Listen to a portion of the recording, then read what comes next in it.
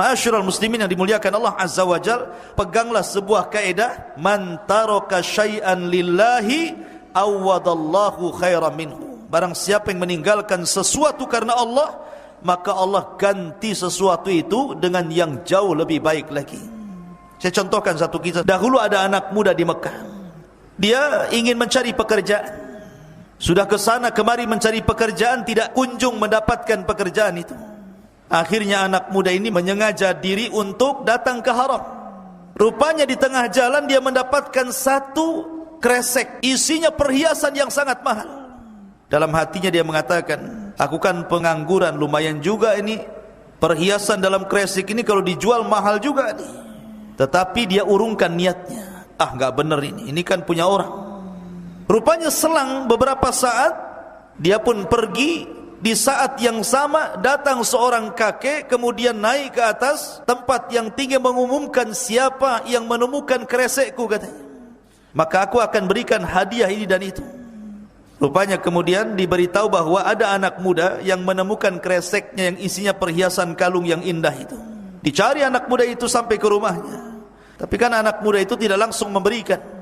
Begitulah orang yang menemukan barang hilang, jangan langsung diberikan, tetapi tanya dulu warna kreseknya apa, dalamnya seperti apa, isinya apa, gitu ya. Apalagi ini perhiasan mahal. Tapi karena memang itu barangnya si kakek itu tersebut, persis ciri-cirinya, akhirnya diberikan kepada sang kakek itu. Ketika sang kakek itu dengan senang mendapatkan perhiasannya, dia pun kemudian hendak memberikan upah, uang yang cukup banyak kepada anak muda itu, tapi ditolaknya. Maka sang kakek hanya mengatakan, jazakumullah khairan, semoga Allah membalas dengan balasan yang jauh lebih baik lagi. Pertemuan anak muda dengan kakek ini sampai di sini. Sudah enggak ada lagi cerita. Akhirnya anak muda ini jauh mencari pekerjaan karena di sekitar haram tidak dapat. Dia ingin mencari pekerjaan yang lebih jauh lagi, sampai dia menyeberangi sebuah sungai dan Allah takdirkan kapalnya karam. Setelah karam kapalnya, rupanya dia siuman berada di sebuah pulau.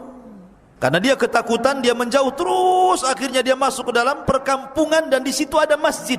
Tapi sayang masjid ini tidak terawat, tidak pernah disapu, tidak pernah dibersihkan, kotor luar biasa. Masuklah anak muda ini ke masjid, karena dia orang saleh, talabul ilmi. Dibersihkan masjid itu. Tiba-tiba dia azan. Setelah azan, tiba-tiba orang-orang kampung di situ datang, merasa heran, merasa kagum dengan suaranya. Akhirnya kemudian anak muda itu pun diminta oleh orang kampung tersebut untuk menjadi imam masjid di situ dan mengajarkan anak-anak mereka dengan gaji sekian dan sekian. Alhamdulillah, nikmat dari Allah. Akhirnya dia pun jadi imam, mengajarkan anak-anak kampung tersebut dan mendapatkan mukafaah yang cukup.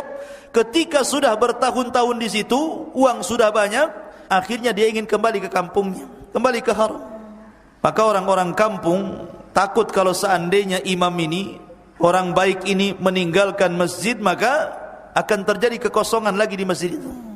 Untuk mengikat anak muda itu, akhirnya anak muda itu dijodohkan dengan satu gadis yang sangat super cantik di desa itu. Disuruh ta'aruf, disuruh nazar. Kata anak muda, oke, saya ingin tengok gadisnya kayak apa, katanya. Ketika dipertemukan dengan gadis itu, namanya nazar, melihat, ta'aruf, anak muda itu tidak melihat wajah gadis itu.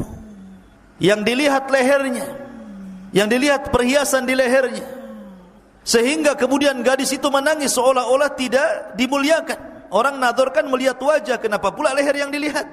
Maka orang-orang mengatakan, ya fulan, kau sudah menghancurkan hatinya. Kau tidak memandang wajahnya, kau pula lihat lehernya.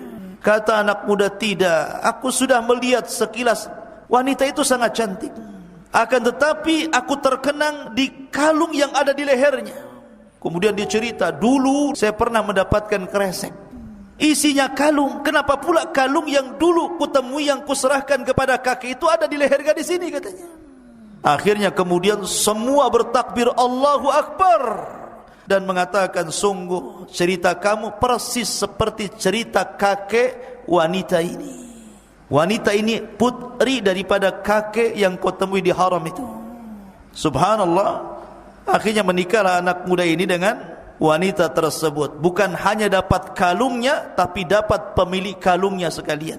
Maka barang siapa yang meninggalkan sesuatu karena Allah, Allah ganti sesuatu itu yang jauh lebih baik lagi.